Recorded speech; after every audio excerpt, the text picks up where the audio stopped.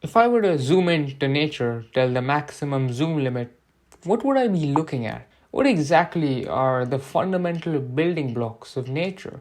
This is an old, tricky question that dates back to ancient Greece. Here, technology was nowhere near as advanced as it is today, and people really could not see microscopic things. They could not zoom into our universe. Nevertheless, Empedocles developed a theory with which to explain what we are made of. Everything, he argued, is made of different combinations of fire, water, air, and earth. This theory was mystical, but quite wrong indeed. Still, though, in ancient Greece, another guy named Democritus had a different idea.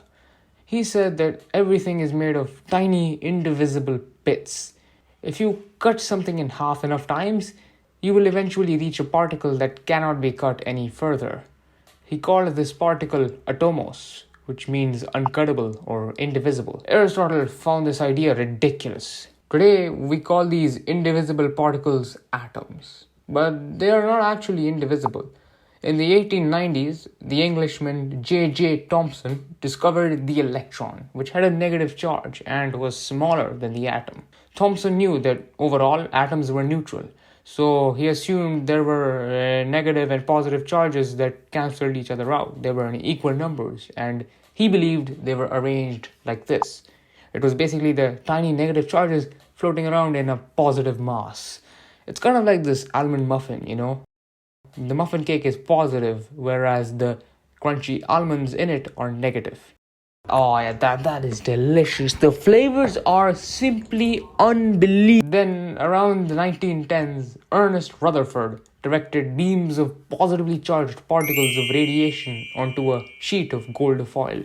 Some of the particles went straight through the foil and hit a detector behind it, whilst others deflected in other random directions and even bounced right back. The experiment led Rutherford to discover the proton and suggest that atoms had an incredibly tiny and dense positive charge in their center, forming the nucleus of the atom. But Rutherford didn't know exactly what the electrons were doing. At first, he suggested that they just sat there, chilling. But if that was the case, the electrons would instantly fall into the nucleus because of the electrostatic attraction between the opposite charges. So, a simple fix was to say that the electrons orbited around the nucleus and did not collapse into it, just like how the Earth orbits the Sun and does not collapse into it.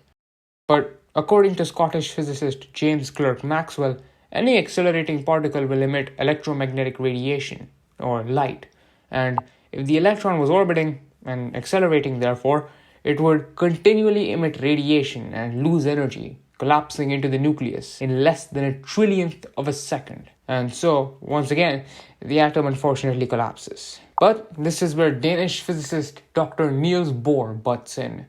He makes the following assertion or postulate. The electron only orbits at a specific energy level or orbit. The energy cannot be random, it is discrete. The electron never lies in between these discrete energy levels, and it has a minimum energy value beyond which it does not exist. The electron can jump, however, between these energy levels by emitting or absorbing energy in the form of photons of light. But even as it does this, it cannot exist between any levels for even a moment. It must disappear from one level and reappear at another. Bohr's model is a common modern visualization of the atom. It's useful and relatively simple, but just like Empedocles' theory, it is quite wrong indeed, or at least it's an oversimplification of the truth. Beyond Bohr's atomic model, if you want to get a more accurate picture, you're going to have to dive into the realm of quantum physics. It's a realm that will make you go, Quantum physics lies outside the scope of Physics 101, but we will cover this demon some other day. It's a field of physics that involves conniving minds like that of Werner Heisenberg, Erwin Schrödinger, Max Born, Albert Einstein, and Louis de Broglie working together to create a theory that explains a lot of phenomena about the universe and gives us the true picture of the atom and supposedly explains a lot of science fiction phenomena.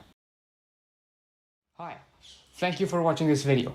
If you feel certain explanations weren't understandable or you have any questions related to them, please write to me in the comments section or through Gmail. If you'd like to know which resources have been used to research and create this video, I've linked a document containing them underneath.